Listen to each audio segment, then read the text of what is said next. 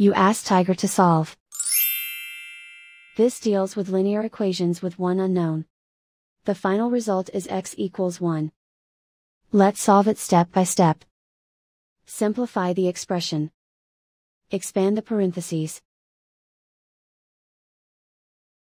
Multiply the coefficients. Simplify the arithmetic. Group all constants on the right side of the equation. Add 45 to both sides. Simplify the arithmetic.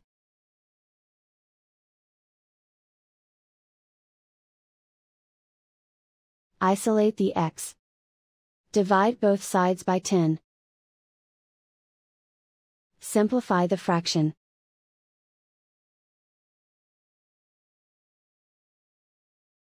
And so the final result is x equals 1.